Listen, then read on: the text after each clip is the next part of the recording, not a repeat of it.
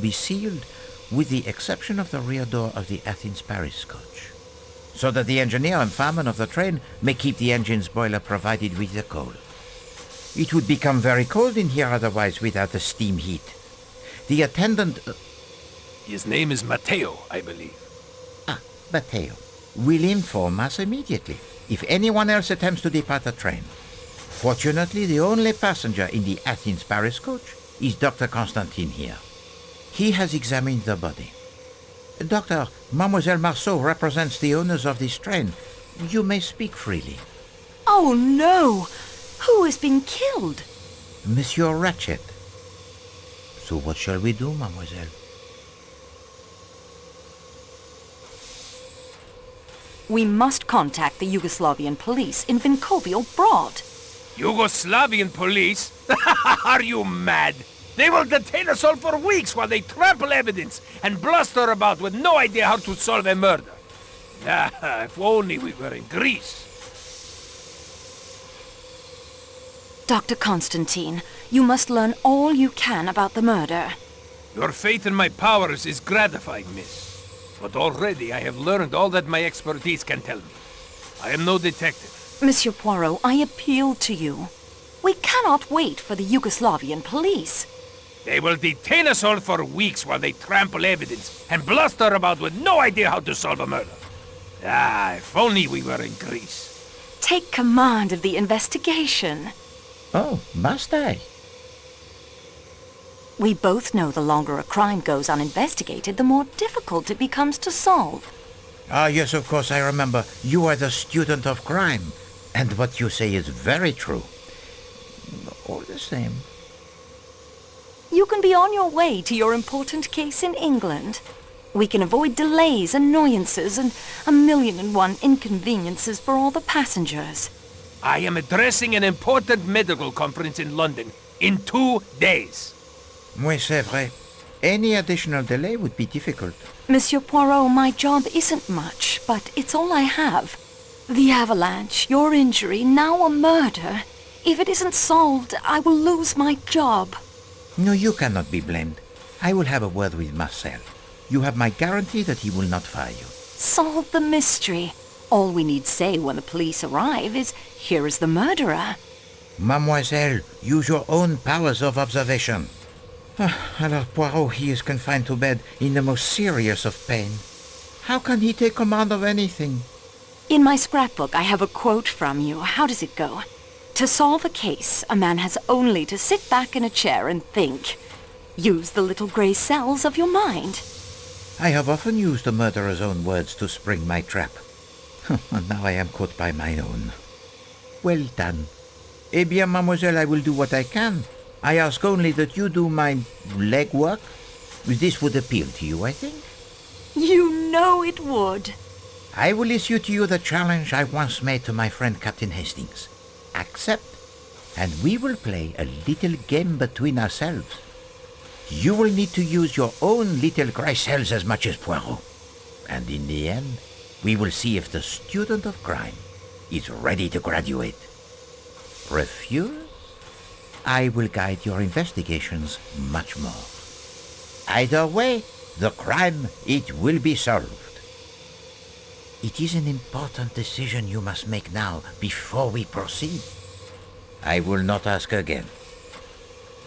Do you accept?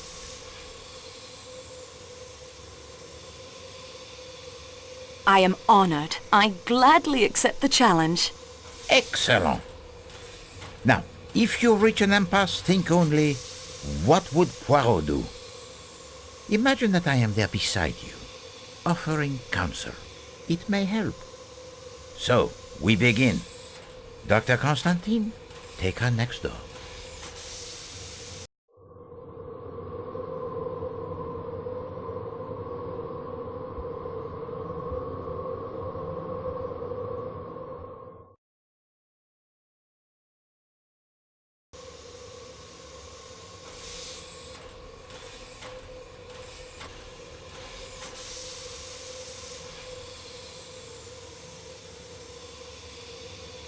Oh, dear. Someone must have stood there and stabbed him again and again. There is something in the pocket of his pajamas. Something heavy. I did not disturb it. Egg! 115.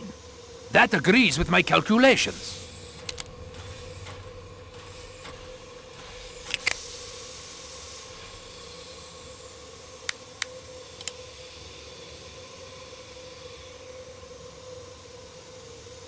The man was armed?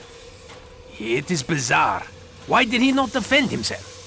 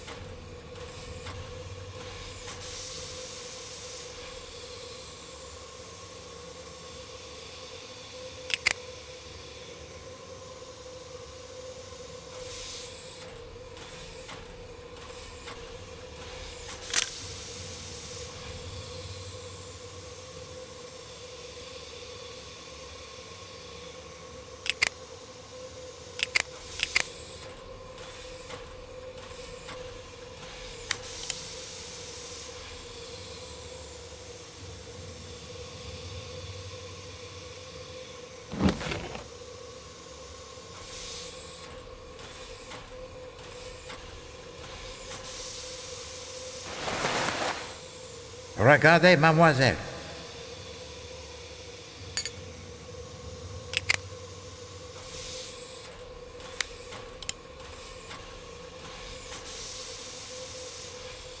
Nothing else to see in there.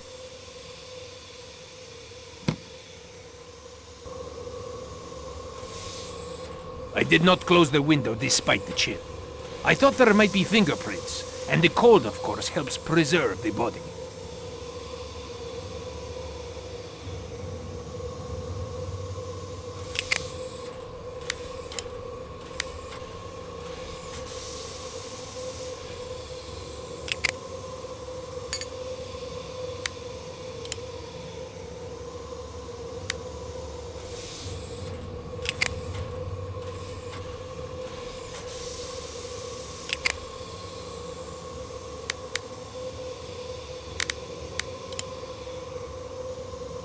I am sorry, mademoiselle, but I do not believe using that object will help.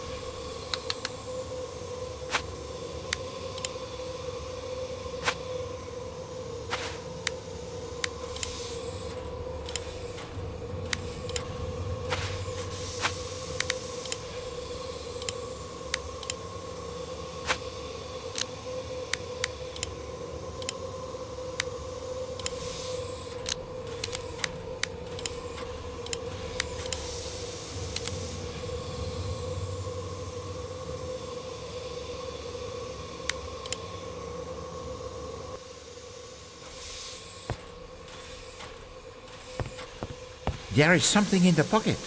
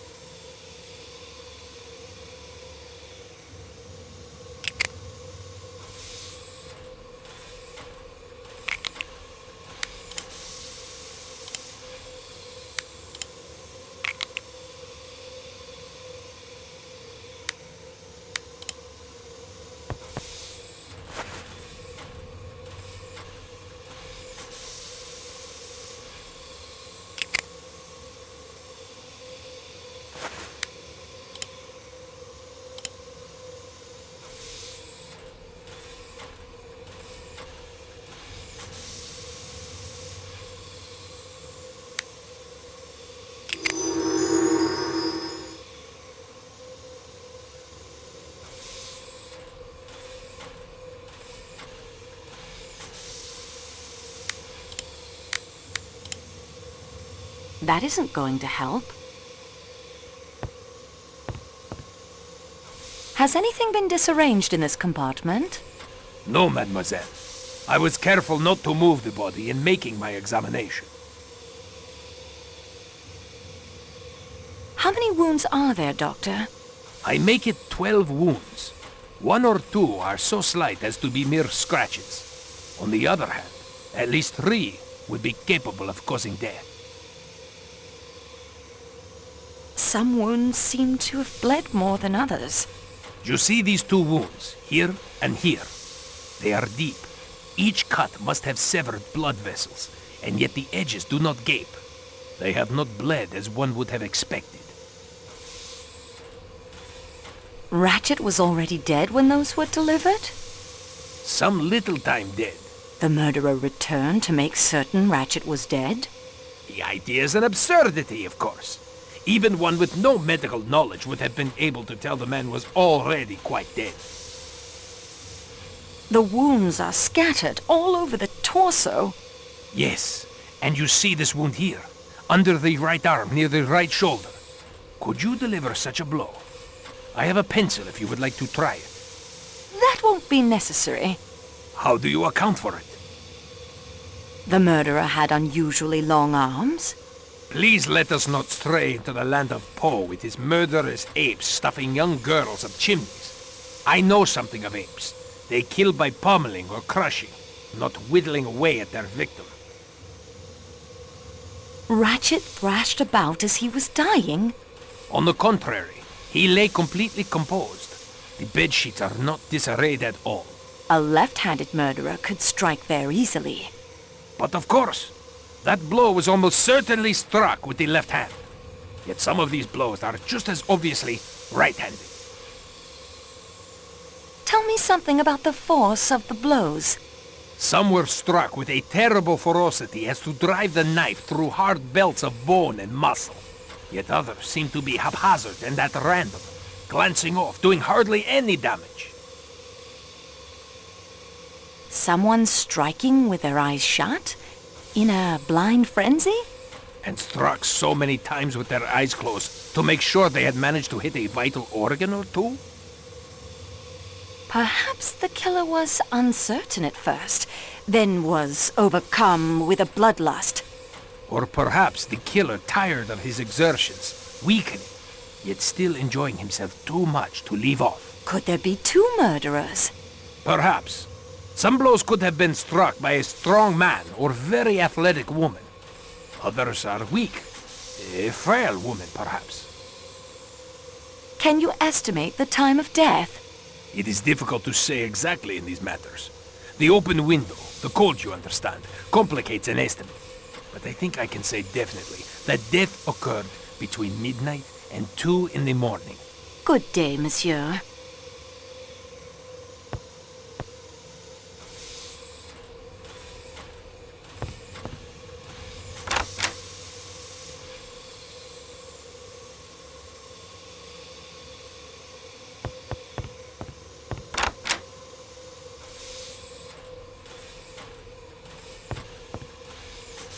Monsieur Poirot. The objects have already hit when those were delivered. The murderer returned to make certain Ratchet was dead. The murderer had unusually long arms. Ratchet raced about as he was gone, and the electronic murderer could easily strike there, someone striking with their eyes shut in a blind frenzy. Perhaps the killer was unfortunate though, then overcome with a bloodlust. Could there be two murders? And that is everything I've discovered so far. We progress, mademoiselle. Now, let us see what we can learn. The wounds tell too many different stories. Oui, the matter begins to clear itself up wonderfully. The murderer was a man of great strength. He was feeble, it was a woman, it was a right-handed person, it was a left-handed person. Ah, c'est rigolo tout ça. And the victim, what does he do in all this? Does he cry out? Does he struggle? Does he defend himself? No. He awaits his doom with the greatest composure. The box of matches suggests the round one belonged to Monsieur Ratchet. I concur. The pipe cleaner and the handkerchief are good clues. Possibly. What can we learn from them? Remember the bottle I found in the suitcase? Oui, a sleeping draught, and the bottle half empty. It would be instructive to learn if Ratchet took his usual dosage last night. The gun was unfired. He would certainly have defended himself if he had been able. For now, it might be better if you keep the gun with you for your protection. I would not like our collaboration cut short prematurely. The broken watch tells us the time of death exactly. Very convenient, the broken watches.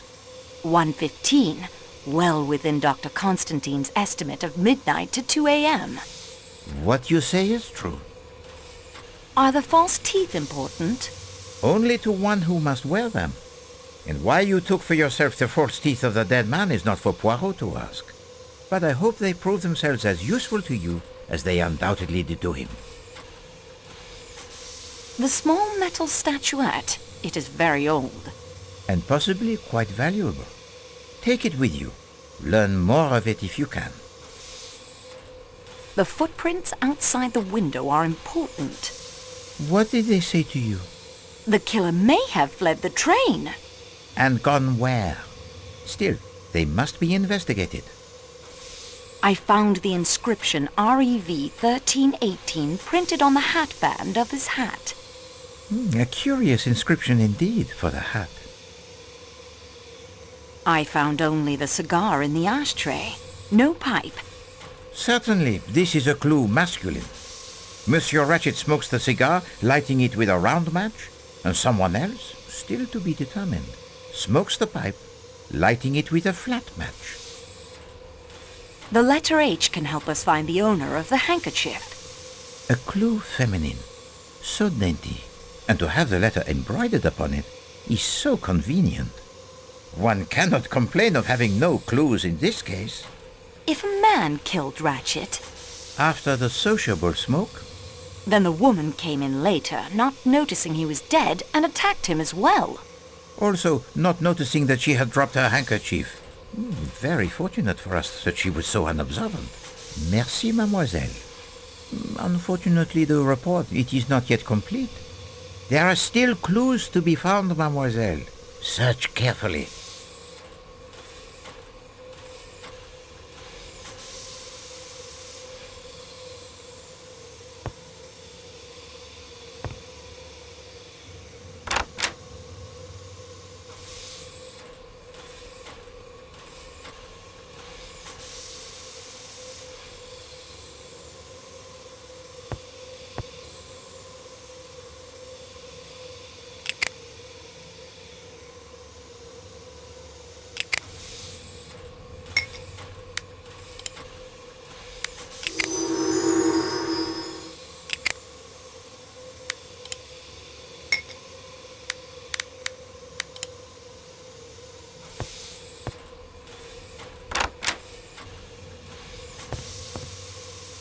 Ah, your return. Is there more to report to me, mademoiselle? The object was already dead when those were delivered. The murderer returned to make certain Ratchet was dead. The murderer had unusually long arms. Ratchet thrashed about as he was gone, and the electronic murderer could easily strike there, someone striking with their eyes shut in a blind frenzy. Perhaps a killer was unfortunate though, to then overcome with a blood loss. Could there be two more? And that is everything I've discovered so far. We progress, mademoiselle. Now, let us see what we can learn. What of the residue in the tumbler? A sleeping powder, perhaps, such as that I found in the suitcase. It might explain why Monsieur Ratchet did not cry out when he was attacked. A possibility. However, in my experience, the usual dose of a sleeping draught would not be strong enough to prevent awakening if one were violently attacked. The burnt paper could be significant. What strikes you as most important? What was burnt and why? Précisément. But the paper is impossible to read. It is possible that some of the writing on the paper can be made legible again if the scrap can be protected, flattened, and held firmly in place while the heat is applied. I will need something with which to handle the paper most delicately, 2 objects of metal netting that we can place it between, and a source of constant heat. Collect for me these items, and we will see what we shall see.